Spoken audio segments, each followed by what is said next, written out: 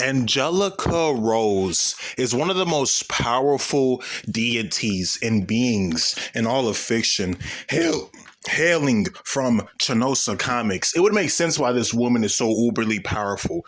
We done Kevin, we done Michael, and we done Christopher, and we will do Rhea and others. But today we're focusing on Angelica, the childlike hero. She has so many villains and arch nemesis. I mean, there's Hombos, there's Diana, there's Jerry and Jeremiah.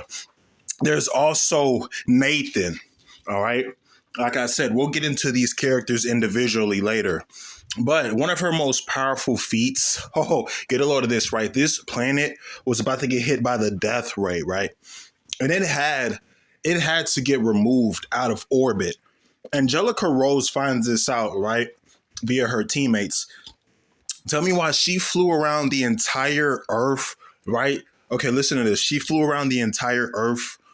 Okay, 1 trillion times in less than 1 second. And it moved out of orbit and the planet survived. The people survived. Thank God for Angelica Rose pulling off that feat. Massively faster than light.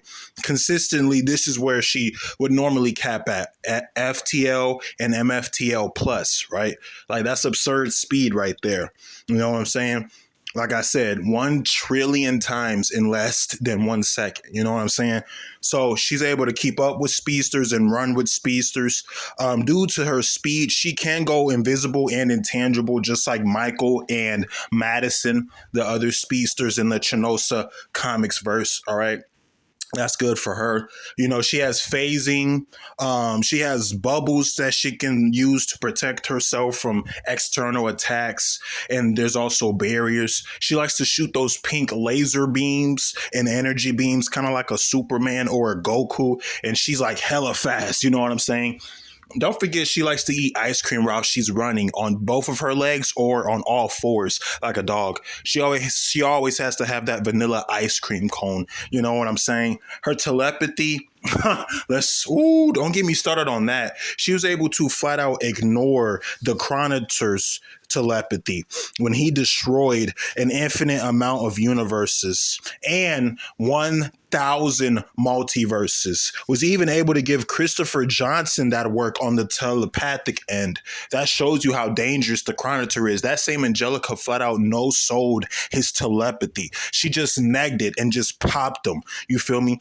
And if you want more telepathy feats, she was able to flat out withstand, well, basically she no-sold the Zenitors telepathy. Like she didn't even bother making it look like it affected her. So she can resist telepathic attacks. You see, the Zenitor, once again, right? He's way more powerful than the Chronicler. Let's not get him confused with the Chronicler, okay?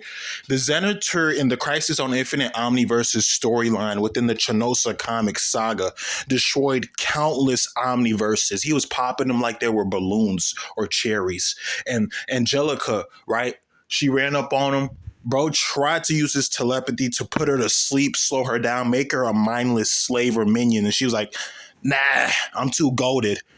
Nah, I win. Nah, I'd win. You know what I'm saying? Like, it was one of the most insane moments in all of fiction for her to just flat out no sell his telepathy. So telepathically speaking, she's busted. And telepathy's not usually an instant win con, but it depends on how busted the character is with their telepathic attacks. You feel me?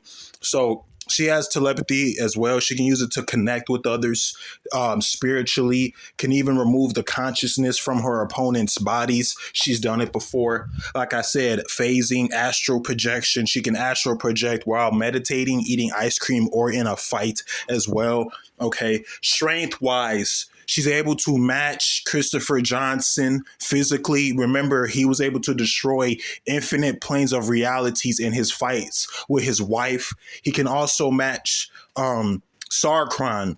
And Angelica has matched Sarkron, aka Kevin Josh. You remember Kevin Josh casually threw his friend, right, towards the end of the Omniverses when he was all the way at the middle of the Omniverse. Look at the Chanosa comics cosmology, and you'll see what I'm talking about. You'll understand just how busted that is. So strength-wise, she can contend with him.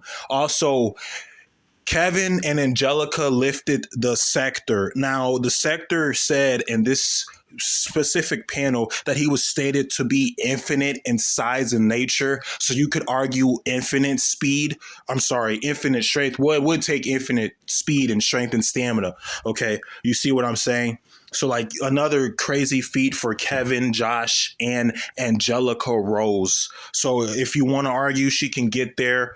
Yeah, just crazy strength. Durability feats, was able to tank temporal, spatial, and geometrical blasts on an infinite level, was able to survive an entire metaverse exploding from within her body, okay, from certain magical beings, all right. She's resisted reality warping and matter manipulation, and also has matter manipulation at the subatomic level herself. It used, well, I mean, it was going to be quantum level, but due to her childlike behavior, she was like, nah, I think I'm good, Willow, aka Wandanis. So, like I said, she's resisted certain reality warpings from magical beings. For example, Katie Victor, right?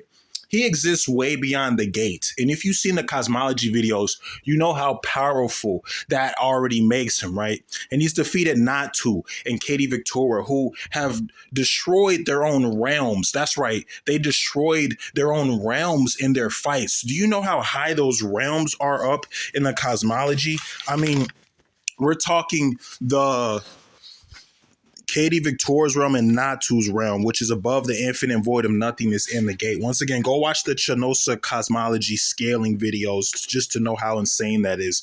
And they were able to manipulate reality on infinite levels, right? So that same Katie Victoria and Natu, they tried to stop Kelly and Angelica, right? The reason why was because Kelly and Angelica was going to get an artifact that one of their goons who worked for Katie Victoria had stole. They were going to get it back to their friend. And both of the ladies resisted that crazy ass reality warping from a cosmic deity, mid to high tier cosmic deity within the Chanosa comics verse. So yeah, this woman is pretty busted. You know, they ran past the gate, they flew past the gate. You know, she was able to speed blitz the Omniverse with Madison Monterello, okay, pretty much existing across the entire Omniverse just off of sheer speed alone. Basically, she became omnipresent. I mean, Kevin and Michael could do that as well. Not too sure about Christopher and Henry though, and Kelly, of course. So you know what I'm saying. So this woman's strength and speed, durability, and stamina is top notch. Her insane regeneration internally and externally. Okay, you feel me? And then the fact that as long as the astral plane and the omniverse exist, so will she exist, and so will many other characters exist. That's just how potent and powerful she is. I mean, I'm glad she's a hero. I couldn't imagine what she would be like if she was a villain. Well, there is her arch nemesis, Angie. It was me, Angelica. No, I'm just playing. But once again, what do you think about her feats and accomplishments? There's going to be more videos like this. Make sure you please leave a like, comment, and subscribe, guys. We love you guys. Thank you for supporting me and Angelica Rose. And until next time. So normally she would cap around multi-metaversal level in strength, speed, durability, and her hacks and stuff like that. Not to mention energy draining and dumping into the astral force. So she could do that as well. Outlier wise, irrelevant speed and omniversal plus. So basically, that's what she got. You feel me? But until next time, ladies and gentlemen, it's been your boy, Johnny the Hottie. And I'm out. Much respect and love to you all. Woo!